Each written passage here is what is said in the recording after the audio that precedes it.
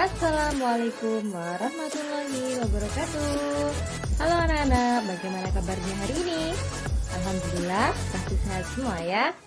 Nah, untuk pertemuan kali ini kita akan membahas tentang pemantulan dan juga penyerapan bunyi pembelajaran IPA ya. Yuk anak-anak, silahkan dibuka buku paket tematiknya dan juga buku LKS-nya. Kalau sudah selesai, lanjut. Kita mulai pembelajarannya. Ini merupakan materi terakhir muatan IPA di tema 1 loh. Setelah beberapa hal penting yang disampaikan di ketiga video sebelumnya. Materi kali ini tentang pemantulan dan penyerapan bunyi. Kalian masih ingat kan penjelasan minggu lalu bahwa bunyi merupakan gelombang yang dapat dipantulkan oleh dinding pemantul.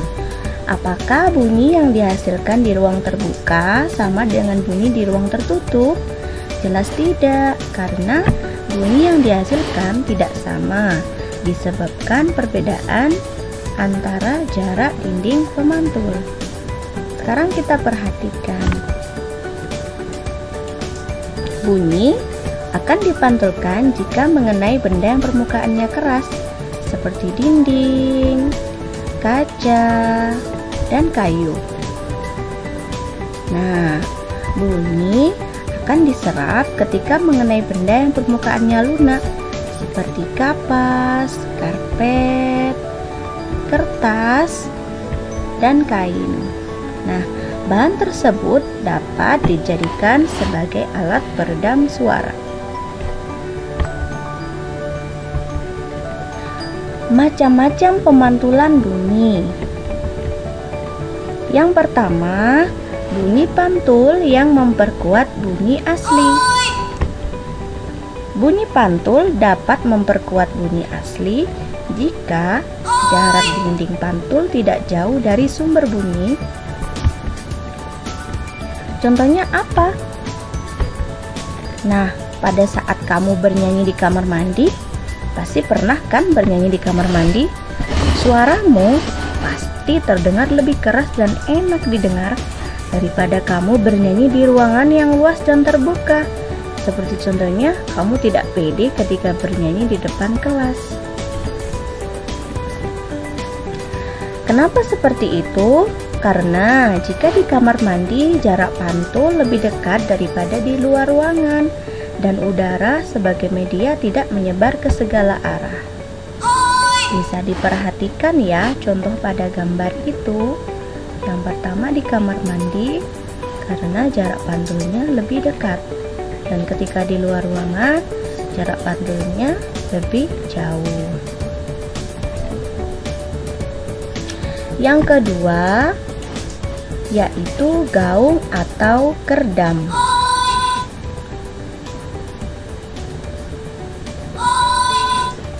Bunyi pantul yang datangnya hanya sebagian bersamaan dengan bunyi asli atau bunyi pantul muncul sebelum suara berhenti, sehingga bunyi asli menjadi tidak jelas, disebut gaung atau kerdam. Pemantulan bunyi ini bersifat merugikan karena dapat mengganggu kejelasan bunyi asli.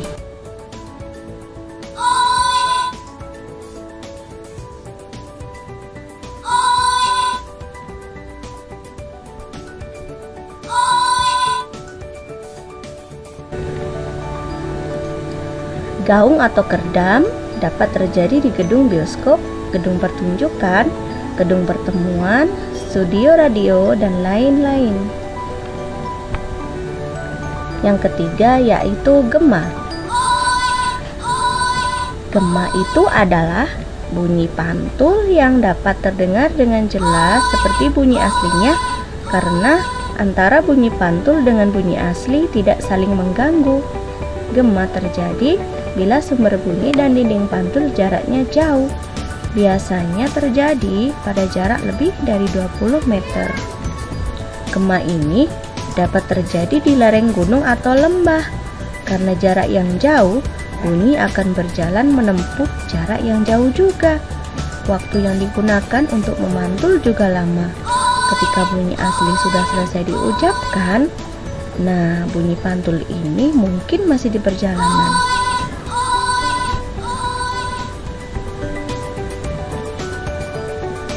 Siapa sangka sih jika gema itu dapat memberikan manfaat yang luar biasa.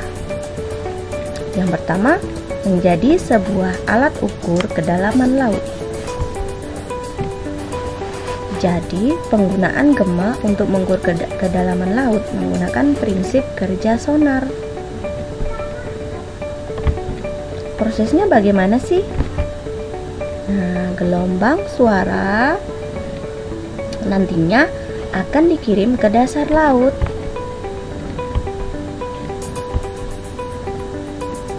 Setelah itu, gelombang bunyi tersebut akan terpantul ke permukaan laut dalam jangka waktu tertentu. Perlu diketahui bahwa dari perambatan waktu tersebut nantinya dapat digunakan untuk mengetahui kedalaman laut. Nah, berikut contoh dari mengukur kedalaman laut menggunakan prinsip kerja sonar.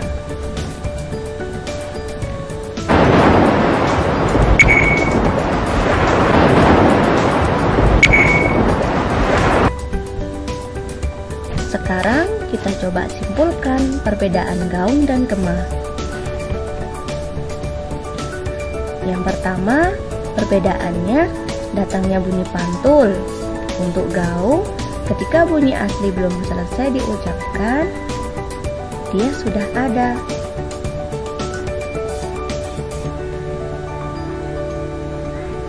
Untuk gaung akan datang ketika bunyi asli belum selesai diucapkan. Jadi hampir bersamaan seperti contoh yang tadi. Untuk gema, ketika bunyi asli selesai diucapkan. Yang kedua, jarak sumber suara dengan penghalang. Kalau gaung lebih dekat, kalau gema lebih jauh. Perbedaan ketiga tentang bunyi yang terdengar. Kalau gaung ini pasti bunyinya tidak jelas, makanya bersifat merugikan dan harus memakai alat peredam. Untuk gema terdengar jelas dan 2 kali biasanya. Kalau manfaatnya, gaung itu merugikan, kalau gema menguntungkan karena bisa digunakan sebagai alat ukur kedalaman laut. Pemantulan bunyi juga digunakan kelelawar untuk mencari mangsa atau makanan di malam hari dengan mengandalkan gelombang ultrasoniknya. Dengan kemampuan yang dimiliki oleh kelelawar ini, maka kelelawar dapat terbang dan mencari makan dalam kondisi gelap tanpa takut menabrak sesuatu. Yang kedua yaitu penyerapan bunyi.